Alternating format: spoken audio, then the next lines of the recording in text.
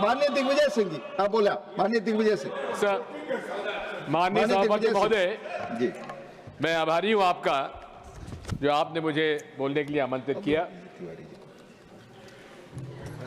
भारत 1947 में आज़ादी हमें मिली और तब साक्षरता कितनी थी और उच्च कोटि के शिक्षण संस्थाएं कितनी थी, ये सर्वविदित है।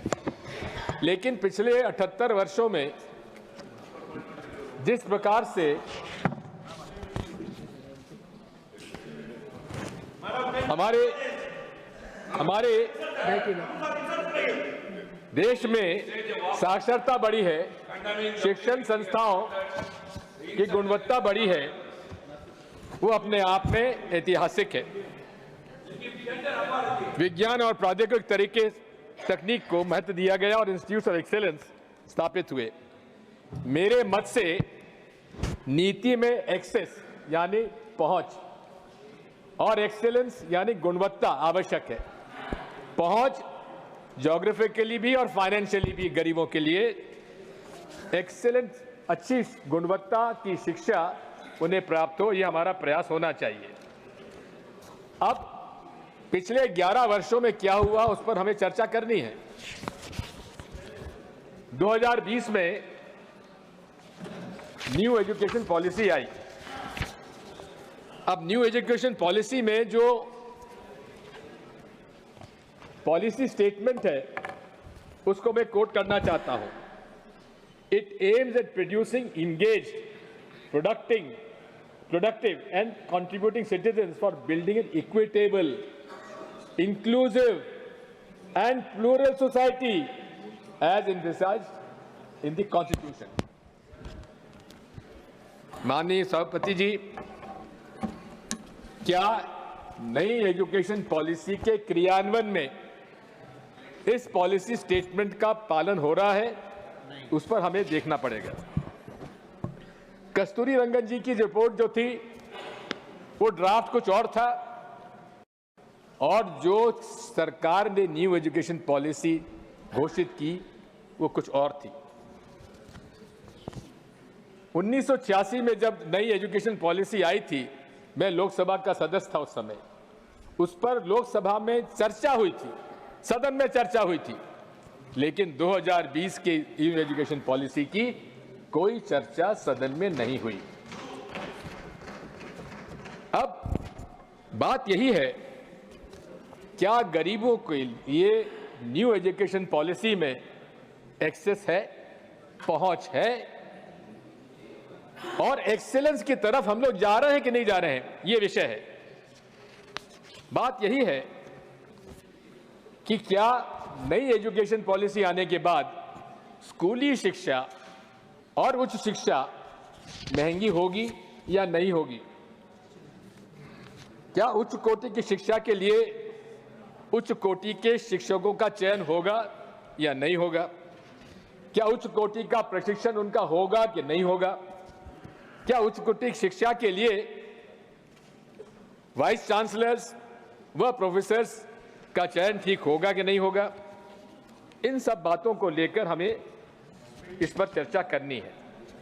मैं आपसे निवेदन करना चाहता हूं कि न्यू एजुकेशन पॉलिसी में जो यूनिवर्सल एक्सेस का उद्देश्य बताया है, मैं उससे सहमत हूं और इसीलिए आंगनवाड़ी यानी कि 3 वर्ष से लेकर 18 वर्ष तक बच्चों के लिए यूनिवर्सल एक्सेस की नई शिक्षा पॉलिसी में उसका समावेश किया। मैं उसके पक्षधर हूं। लेकिन क्या विमेन चाइल्ड डेवलपमेंट, महिला बाल कल्याण व शिक्षा विभाग का जो कन्वर्जेंस होना चाहिए प्री प्राइमरी लिटरेसी में और बाद में, उस पर आज भी कंफ्यूजन है। 5 साल हो गए न्यू एजुकेशन पॉलिसी को। मैं कहना चाहता हूं कि बाल वाटिका में बच्चों को मिड डे मील पीएम पोषण से दिलाया जाता है जो एजुकेशन विभाग में है, और आंगनवाड़ी को सक्षम आंगनवाड़ी योजना से मिलता है। नेशनल गाइडलाइन ऑफ फंडिंग में असमानता है। शिक्षकों का प्रशिक्षण भी व्यवस्था अलग है। कहने का मेरा मतलब है कि अभी भी शिक्षा विभाग और महिला बाल विकास ने जो समन्वय करना चाहिए था, होना चाहिए था, वो नहीं हुआ है। मेरा ये सुझाव है माननीय मंत्री जी, इसे गंभीरता से लेने की आवश्यकता है और मैं निवेदन करूंगा माननीय प्रधानमंत्री जी इसमें एक मिशन मोड में इसको डालें और उस मिशन मोड के अंदर इसलिए डालें क्योंकि आज भी अगर आप देखेंगे तो गरीब गरीब होता जा रहा है, अमीर अमीर होता जा रहा है और इस देश में 52% जो गर्भवती महिलाएं हैं वो एनीमिक हैं। 39% बच्चे आज कुपोषित हैं। इन सबको विशेष तौर पर ध्यान देने की आवश्यकता है। मैं आपसे अनुरोध करना चाहता हूं इस प्रकार से फाउंडेशन लिटरेसी और न्यूमरेसी की घोषणा की गई, हम उसके पक्षधर हैं, लेकिन माननीय प्रधानमंत्री जी ने जो अपना भाषण दिया था न्यू एजुकेशन पॉलिसी में, उन्होंने कहा था रीडिंग फ्लुएंसी को हम निरंतर रखेंगे, लेकिन उसको माननीय शिक्षा मंत्री जी आपने उसको छोड़ दिया। अब मैं आता हूं एक्सेस यानी कि पहुंच। इसमें नए एजुकेशनल कॉम्प्लेक्स बनाने का प्रस्ताव है, यानी कि क्लस्टर ऑफ एजुकेशनल इंस्टीट्यूशंस को एक जगह उनको समझ को डाला जाएगा। इसके कारण कई स्कूल हमारे बंद हो रहे हैं। राइट टू एजुकेशन का जो प्रोविजन है, जो कि कानून है कि 1 किलोमीटर से ज्यादा प्राथमिक शाला नहीं होना चाहिए, उसका उल्लंघन हो रहा है। हालांकि स्कूल एजुकेशन के पास इसका कोई रिकॉर्ड नहीं, जब हमने पूछा उनसे, लेकिन एक उत्तर में उन्होंने बताया कि इस देश में 2014 से लेकर 2024 के बीच में 90,000 शासकीय स्कूल इस देश में बंद कर दिए गए। अब जो स्कूल बंद किए गए हैं उन तो please sir, I am not yielding sir, I am not yielding sir, आई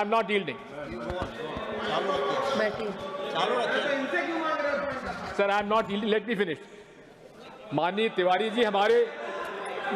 तिवारी जी हमारी समिति के सदस्य हैं, उसमें हम लोगों की इसमें चर्चा हुई है, उनकी सहमति थी उसके अंदर। मैं इसी के बाद कहना चाहता हूं कि जहां ग्रॉस एनरोलमेंट रेशियो बड़ा है, हम स्वीकार करते हैं, जीईआर बड़ा है, वहीं ड्रॉप आउट रेट कम हुई है, हम उसकी प्रशंसा करते हैं। लेकिन यदि जब जीईआर बड़ा है और ड्रॉप आउट रेट कम हुई है तो छात्रों की संख्या बढ़ी है, लेकिन छात्रों की संख्या जब बढ़ी है तो क्या शिक्षकों के पद बढ़े? क्या उसके लिए समग्र शिक्षा अभियान के अंतर्गत बजट बढ़ा है? बजट नहीं बढ़ पाया है। मैं आपसे अनुरोध करना चाहता हूं, यही नहीं है, मध्य प्रदेश का मैं आपसे कहना चाहता हूं 30,000 स्कूल बंद किए गए और साथ में अब आप बताइए जो गरीबों के बच्चे शासकीय स्कूलों में पढ़ते हैं वो कहां जाएंगे? वो निराश होकर उन्हें निजी स्कूलों में जाना पड़ेगा। और ये अब बताया जा रहा है कि लगभग 50,000 नए प्राइवेट स्कूल खुले हैं 2014 के बाद जो फीस लेंगे। इसका मतलब यह है कि जो हमारा एक शंका थी कि न्यू एजुकेशन पॉलिसी गरीबों के लिए महंगी होगी और साथ में शिक्षा के उच्च शिक्षा में भी कई कारण जो मैं बताऊंगा महंगा होगा।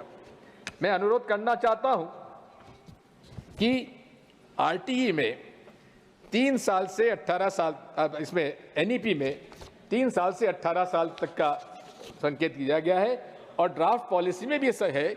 इसलिए अनुरोध करूंगा कि राइट टू एजुकेशन पॉलिसी में भी जो बच्चों का जो 6 साल से 14 साल तक का प्रावधान है उसे बढ़ाकर 3 साल से 18 साल तक किया जाए। मेरा ये भी आपसे प्रार्थना है कि हमें जो बच्चे स्किल दूसरे उसमें 8वीं कक्षा के बाद हमें इसका थोड़ा सा सर्वेक्षण करना चाहिए, काउंसलिंग करने की आवश्यकता है कि जिस बच्चे में जो हुनर है उसकी तरफ उसे स्किल डेवलपमेंट की तरफ लाना चाहिए। और स्किल डेवलपमेंट के लिए अभी जितने भी हमारे मिशन के कार्यक्रम हैं वो 18 साल के बच्चों के बाद है, इसलिए उसमें भी परिवर्तन करके उन्हें लगभग 14 साल के बाद ही स्किल डेवलपमेंट के लिए प्रोत्साहित करने की आवश्यकता है। माननीय सभापति जी, मुझे इस बात की आपत्ति है और दुख भी है कि ये देश जो कि सांप्रदायिक सद्भाव का एक उदाहरण है, जहां अनेकता में एकता का एक उदाहरण है, वहां एनसीईआरटी की कुछ किताबों में सांप्रदायिकता का संकेत नजर आते हैं। यही नहीं है, इतिहास को भी नए ढंग से प्रस्तुत करने का प्रयास है। गलत तरीके से महात्मा गांधी की हत्या के बाद जो हुआ उसको सिलेबस से निकाल दिया गया। इसी प्रकार हिंदू मुस्लिम एकता के जो विषय पर उसको निकाल दिया गया, और यहां तक कि जो एनसीईआरटी किताबों में संविधान का प्रियम्बल की बाध्यता थी, वो तो धन्यवाद दूंगा मैं हमारे विपक्ष के नेताजी को, जिन्होंने कि इस बात को बताया या उसकी वजह से आप मजबूरी में एनसीईआरटी ने स्वीकार किया है कि हम प्रियम्बल का समावेश हर एनसीईआरटी किताब में करेंगे। उसके लिए मैं माननीय मंत्री जी को धन्यवाद दूंगा। माननीय सभापति महोदय, मैं ये भी कहना चाहता हूं कि इस हमारे केंद्र सरकार के जो विद्यालय चलते हैं, नेहरू नवोदय जवाहरलाल नवोदय विद्यालय और केंद्रीय विद्यालय, हर जगह इसकी प्रशंसा है। कम फीस है और उच्चतम शिक्षा ग्रहण करने की दी जाती है। लेकिन उसके अंदर अब नई बात आ गई है कि पीएमसी स्कूल नए आ गए हैं, और इन पीएमसी स्कूल में उन्हें समावेश करने का प्रयास किया जा रहा है। लेकिन इन नवोदय विद्यालय और केंद्रीय विद्यालय में माननीय सभापति महोदय 7,414 पद खाली हैं नवोदय विद्यालय में, और 6,734 पद पर कॉन्ट्रैक्ट टीचर्स अपॉइंट हैं। इसी प्रकार केंद्रीय विद्यालय में और पहला मैंने विषय जो था केंद्रीय विद्यालय में थे, केंद्रीय विद्यालय में 7,414 पद खाली हैं और 6,734 पद कॉन्ट्रैक्चुअल हैं। नवोदय विद्यालय में भी 4,022 पद खाली हैं और उसमें 3,233 पद कॉन्ट्रैक्ट पर हैं। इसी प्रकार मध्य प्रदेश में 70,000 पद खाली हैं, 70,000। बात वही है, क्या कारण है, क्या नीति है माननीय मंत्री जी कि आप नियुक्तियां क्यों नहीं कर रहे हैं? क्यों उनके निष्पक्ष तौर पर नियुक्तियां क्यों नहीं की जा रही है? क्योंकि ये चाहते हैं कि उनकी विचारधारा से प्रभावित लोगों की नियुक्ति वो पिछले दरवाजे से कॉन्ट्रैक्ट रूप में करें, ये उसकी नीयत है। मैं आपसे पूछना चाहता हूं, प्रशिक्षण पर महत्व दिया गया एनईपी में, लेकिन क्या कॉन्ट्रैक्ट टीचर्स को आप कोई ट्रेनिंग देंगे? और कॉन्ट्रैक्ट पे टीचर्स को ट्रेनिंग भी दी तो कितने दिन की ट्रेनिंग आप देंगे और कब तक वो काम करेंगे? इसका कोई उल्लेख नहीं है। माननीय पीएमसी स्कूल का मैंने उल्लेख किया। पीएमसी स्कूल जो इंफ्रास्ट्रक्चर के लिए दिए गए थे और राज्य सरकारों के को दिए जाना चाहिए था, लेकिन उन्होंने उसमें नवोदय विद्यालय के 661 में से 621 उसमें शामिल कर लिए और केंद्रीय विद्यालय के 1256 में से 869 शामिल कर लिए। इसका क्या औचित्य था माननीय सभापति महोदय? नवोदय विद्यालयों की मांग बढ़ रही है। अभी ये नीति आपकी थी कि नवोदय विद्यालय जो हैं हर जिले में स्थापित किए जाएंगे। अब पूरे देश में ऐसे भी जिले हैं जहां एक असेंबली कॉन्स्टिट्यूंसी है और ऐसे भी जिले हैं जहां 10 कॉन्स्टिट्यूंसी है। इसलिए इसको जिले के आधार पर ना होकर जनसंख्या के आधार पर आप इसकी नीति बनाएं। अभी आज जो हालात हैं उसमें लगभग 21 लाख की जनसंख्या पर एक नवोदय विद्यालय है। मेरा ये सुझाव है उसे 21 लाख से घटाकर 15 लाख की जनसंख्या के आधार पर और ज्योग्राफिकली उसको देखकर नवोदय विद्यालय स्थापित किया जाए, क्योंकि नवोदय विद्यालय की मांग है।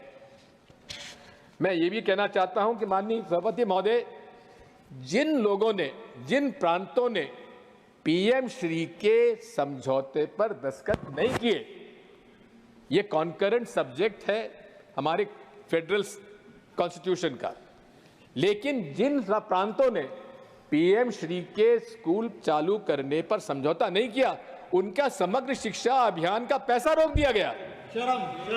ये हमारे संवैधानिक अधिकारों का हनन है और जिसमें कि जिसमें कि बंगाल के 1000 करोड़ रोक दिए गए, केरल के 859 करोड़ रुपए रोक दिए गए और तमिलनाडु के 2152 करोड़ रुपए रोक दिए गए। ये क्या कारण है माननीय मंत्री जी? ये आप संविधान की कॉन्करेंट जो अधिकार है राज्यों का, उसका हनन कर रहे हैं, इसलिए आप उसको तत्काल उनके पैसा रिलीज करिए। अब मैं आता हूं हायर एजुकेशन पे। माननीय सभापति जी, केंद्रीय विश्वविद्यालयों में भी 5410 पद खाली हैं, वहां भी कॉन्ट्रैक्ट अपॉइंटमेंट है। अब आप बताइए, ये जाने माने तरीके से अपने लोगों को बैकडोर से एंट्री कराने का ये कुटिल योजना है, प्रयास है। मैं ये भी निवेदन करना चाहता हूं कि क्या इससे हमारे एसटी, एससी, ओबीसी के लोगों को उनकी नियुक्तियों का हनन नहीं हो रहा है? क्या उनके कॉन्स्टिट्यूशन के अधिकारों का हनन नहीं हो रहा है? इसका उत्तर माननीय मंत्री जी को देना चाहिए। नियुक्तियां तत्काल करें ताकि एससी, एसटी, ओबीसी के जो हमारे छात्र लोग हैं उनको उसमें मौका मिले। आईआईटी फैकल्टी में माननीय सभापति महोदय, शेड्यूल्ड ट्राइब से उनके अधिकार जितना है उसका 1%, केवल 1% आदिवासी फैकल्टी में है और केवल 5% अनुसूचित जाति का है और केवल 10% ओबीसी का है। यानी कि हमारे कानून का भी उल्लंघन और संवैधानिक जो प्रावधान उसका भी उल्लंघन किया जा रहा है। अब मैं अनुरोध करना चाहता हूं वाइस चांसलर्स की नियुक्तियों के लिए दिसंबर 2024 तक 10 पूर्णकालिक वाइस चांसलर्स के पद रिक्त हैं। माननीय मंत्री जी, आपको नियुक्त करना है सेंट्रल यूनिवर्सिटीज में, फिर ये 10 पद क्यों रिक्त कर रखे गए? डायरेक्टर एडवांस स्टडीज का पद अगस्त 2021 से रिक्त है। बीएचयू जो कि वाराणसी में माननीय प्रधानमंत्री जी के चुनाव क्षेत्र का एक प्राइमरी इंस्टीट्यूशन है, ऐतिहासिक, पंडित मदन मोहन मालवीय जी ने बनारस हिंदू यूनिवर्सिटी कायम किया था। वहां के एग्जीक्यूटिव काउंसिल डिफंक्ट है। इसलिए डिफंक्ट है क्योंकि महामहिम राष्ट्रपति जी ने वहां के जो सदस्यों का मनोनयन करना वो नहीं हो पा रहा है।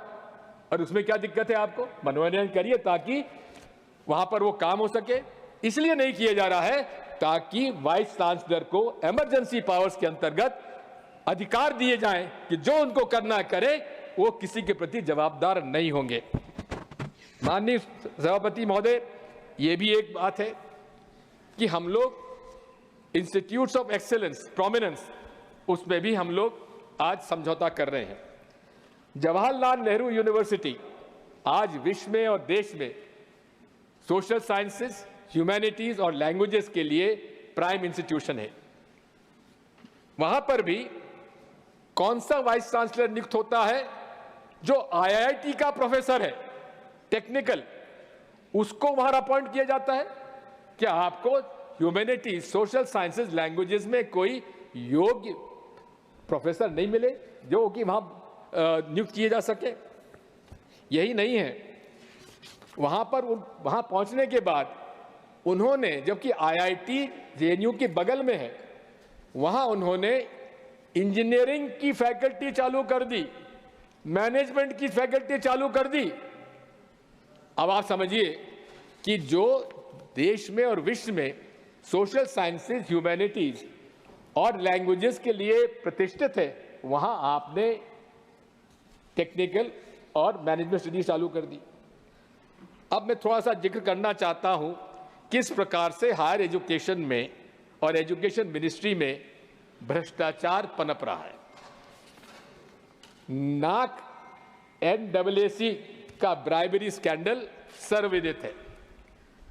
जो व्यक्ति उसमें, जिसको जेल हुई, जो जमानत पे है, उसकी नियुक्ति किसने की थी?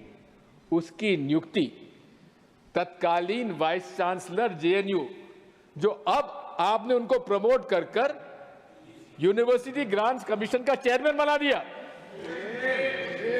उनके द्वारा उनकी नियुक्ति की गई थी। और नियुक्ति हो जाने के बाद डायरेक्टर मैनेजमेंट स्टडीज की नियुक्ति की गई और डायरेक्टर मैनेजमेंट स्टडीज की नियुक्ति वहां हो जाने के बाद जब यूनिवर्सिटी ग्रांट्स कमीशन के चेयरमैन बने वहां के वाइस चांसलर, तो उन्होंने उन्हीं महाशय को नैक में अपॉइंटमेंट दे दिया, क्योंकि नैक के गवर्निंग काउंसिल के अध्यक्ष कौन है? यूनिवर्सिटी ग्रांट्स कमीशन के चेयरमैन काउंसिल। यानी कि कुछ समझौता या समन्वय या जो भी पार्टनरशिप हो वो उन दोनों में नजर आती है।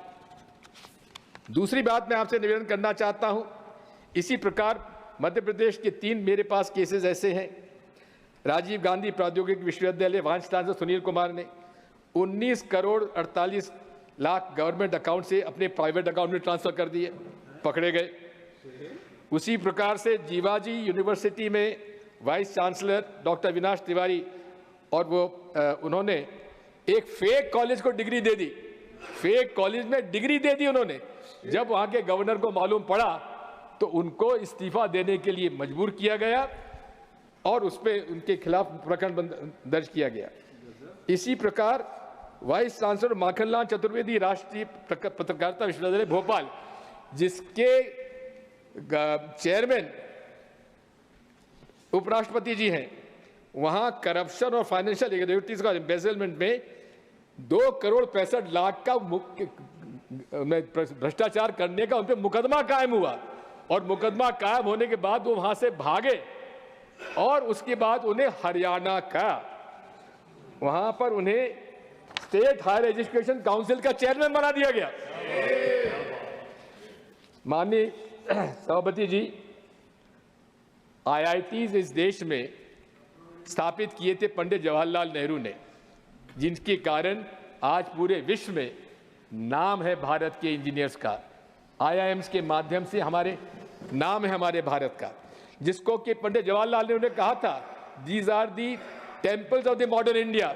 वहां पर एक ऐसे व्यक्ति की नियुक्ति हुई है जो कहते हैं कि आईआईटी डायरेक्टर मंडी, वो कहते हैं कि जो अब नड्डा जी आप तो इसको समझ लीजिए कि वहां आईआईटी का डायरेक्टर मंडी का कहता है क्या यहाँ पर जो भूमि स्खलन हो रहा है, इरोजन हो रहा है, वो इसलिए हो रहा है कि यहाँ के लोग मीट खाते हैं। अब बताइए, मीट खाने वाला व्यक्ति जो है उसकी वजह से वहां पर हिमाचल प्रदेश में आपके राज्य प्रांत में इरोजन हो रहा है। अब आप समझ लीजिए, इसी के साथ साथ और भी बातें थी। एक एनआईटी के प्रोफेसर दक्षिण भारत के, उन्होंने कह दिया कि नाथूराम गोडसे ये राष्ट्रभक्त थे। ये विचारधारा किस प्रकार से विचारधारा से प्रभावित होकर न्यू एजुकेशन पॉलिसी लागू की जा रही है, हमें उस बात की आपत्ति है।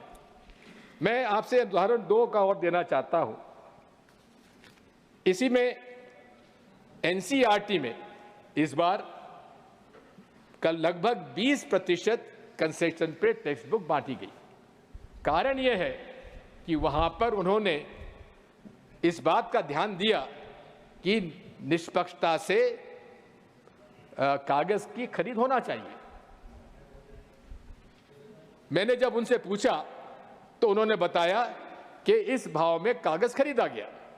तो मैंने उनसे पूछा कि पिछले 5 सालों में क्या रेट से कागज खरीदा गया। आज तक उसका मुझे उत्तर नहीं मिला है, लेकिन मुझे इसकी जानकारी मिली है कि भारी भ्रष्टाचार खरीद में होता है। मैं इसी के साथ साथ 2 ऐसे उदाहरण देना चाहता हूं। एक उदाहरण है एक ऑटोनोमस माइनॉरिटी इंस्टीट्यूशन जो देश में विख्यात है, Saint Stephen's College. Saint Stephen's College के प्रिंसिपल जो कि 5 साल से वहां कार्यरत हैं, उनको 5 साल के बाद नियुक्ति के अधिकार उनको नहीं दे रही है दिल्ली यूनिवर्सिटी के। यहां से वाइस चांसलर उन्हें नियुक्ति के अधिकार नहीं दे रही है, प्रमोशन रोक दिए गए हैं। वहां पर लगभग 100 फैकल्टी मेंबर्स के पोस्ट वेकेंट हैं। कहां पर? जो देश का सबसे सर्वमान्य, मैं तो हरदीप पुरी साहब से कहूंगा कि आप जरा इसको देखिए कि सेंट स्टीफन के साथ क्या हो रहा है। वो हिंदू कॉलेज के हो तो आपकी राइवलरी भले हो सकती है सेंट स्टीफन के साथ, तो बस इसमें निवेदन करता हूं कि इसमें 100 पद खाली। इसी प्रकार से जेएनयू के अंदर भी, जो कि देश का एक प्रमाणित और विख्यात इंस्टीट्यूशन है, वहां 150 फैकल्टी मेंबर्स के प्रमोशन केस पेंडिंग है। 30 फैकल्टी एलिजिबल एसोसिएट प्रोफेसर अब भी असिस्टेंट प्रोफेसर बने हुए हैं। 30 फैकल्टी एलिजिबल प्रोफेसरशिप के लोग अभी भी असिस्टेंट प्रोफेसर बने हुए हैं। 50 फैकल्टी एलिजिबल फॉर प्रोफेसरशिप के वो अभी भी एसोसिएट प्रोफेसर बने हैं। यानी कि कुछ तो ऐसे लोग हैं कि उनके छात्र वो उनके सीनियर हो गए। ये हालत है जेएनयू की, क्योंकि जेएनयू एक ऐसी संस्था है जो गरीबों को, गरीब परिवार के बच्चों को उच्च श्रेणी की शिक्षा देती है, जिसके साथ ये समझौता किया गया है। मैं ये भी कहना चाहता हूं कि यूनिवर्सिटी ग्रांट्स कमीशन पहले ग्रांट दिया करता था, लोन नहीं देता था। अब नीति परिवर्तित की गई है और हायर एजुकेशन फाइनेंसिंग अथॉरिटी का गठन किया गया है। इसका मतलब यह है कि यूनिवर्सिटी ग्रांट्स कमीशन अब कोई ग्रांट नहीं देगा। हैफा के माध्यम से आप लोन लीजिए, और लोन लीजिए यानी कि लोन पटाइए। अब लोन पटाने के लिए उनको तो फीस बढ़ानी पड़ेगी। फीस जब बढ़ानी पड़ेगी तो प्राइवेट यूनिवर्सिटीज तो फीस बढ़ाएंगी और सरकारी यूनिवर्सिटीज को भी बढ़ानी पड़ेगी। मैं आपसे अनुरोध करना चाहता हूं कि इसमें विशेष तौर पर ध्यान देने की आवश्यकता है और यूनिवर्सिटी ग्रांट्स कमीशन को जो अधिकार था ग्रांट देने का, वो कायम रखना चाहिए। अब स्कॉलरशिप्स में भी जूनियर रिसर्च फेलोशिप पेमेंट्स जो कि मिलना चाहिए, वो महीनों तक उनको नहीं मिल पाते हैं। National living science talent search examination जो कि बजट के कमी कारण बंद कर दी गई है। NST-SC जो कि स्कॉलरशिप और ग्रेड 9 के बच्चों को प्रोत्साहन देता था, वो भी बंद कर दिया गया। Maulana Azad national fellowship scholarship for students minority community जो कि लॉन्च हुई थी, उसको भी 2020 से समाप्त कर दिया गया। अब माननीय सभापति महोदय, कभी भी कोई टैक्स सरकारी यूनिवर्सिटीज पे नहीं लगता था। अब जीएसटी आने के बाद सरकारी यूनिवर्सिटी से भी जीएसटी ली जा रही है। सरकारी 18% शिक्षा बेचने की ये न्यू एजुकेशन पॉलिसी है। ये इसी के साथ साथ मैं निवेदन करना चाहता हूं, मेरा ये सुझाव है कि टेक्स्ट बुक और रिसर्च के जो भी इक्विपमेंट और सामान है, और सरकारी और प्राइवेट यूनिवर्सिटीज पर जीएसटी और सारे टैक्सेस माफ होना चाहिए, हम लोग डिमांड करते हैं। रिसर्च पर भी विशेष तौर पर ध्यान देने की आवश्यकता है। पहले एक जमाने में जितना रिसर्च पर खर्च होता था, वो रिसर्च धीरे धीरे कम होता जा रहा है। 9% शेयर जो इंडिया का एक्सपेंडिचर था रिसर्च डेवलपमेंट पे यूनिवर्सिटीज का, उसमें भी कमी की गई है। नीति आयोग ने खुद ने ये रिपोर्ट दी है कि इसमें इनोवेशन और कमर्शियल रिसर्च पर ज़्यादा खर्च करने की आवश्यकता है, जो कि नहीं हुआ है। 2021-22 में स्टेट यूनिवर्सिटी को 40% पीएचडी स्टूडेंट्स को ये दिया जाता था, लेकिन अब स्टेट यूनिवर्सिटीज़ को इसमें लाभ नहीं दिया जा रहा है।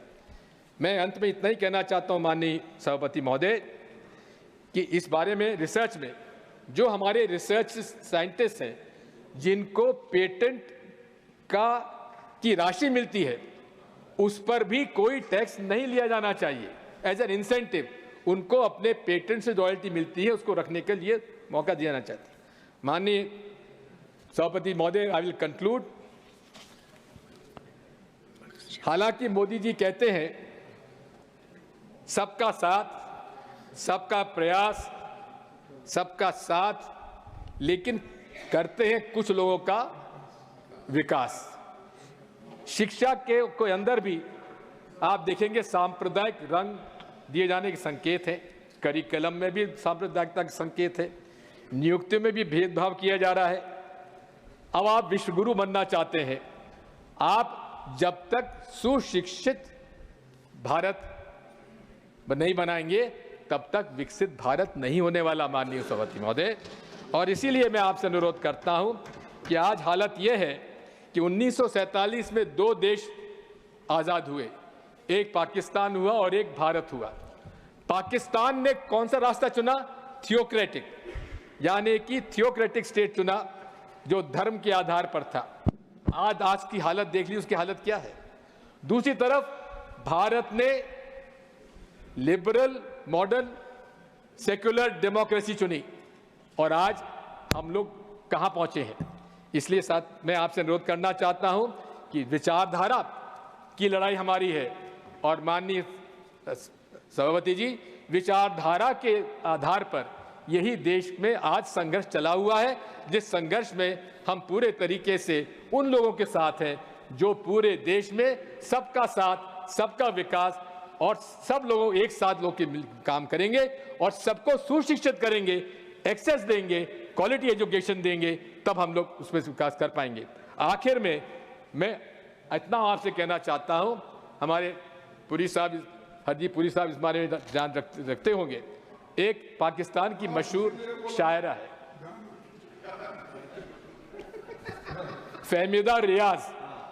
फहमीदा रियाज ने जब यहाँ की घटनाएं देखी तो उन्होंने एक कविता पढ़ी, नज्म लिखी। उस नज्म में कुछ मैं पैरा आपको बताता हूं। तुम भी बिल्कुल हम जैसे निकले, यानी कि पाकिस्तान की शायरा कह रही है, भाई भारतीय तुम भी हम जैसे निकले, अब तक कहां छिपे थे भाई। वो मूर्खता, वो घामड़पन जिसमें हमने सदी गंवाई, यानी कि एक सदी पाकिस्तान ने गंवा दी, आखिर पहुंची द्वार तुम्हारे। अरे बधाई, बहुत बधाई।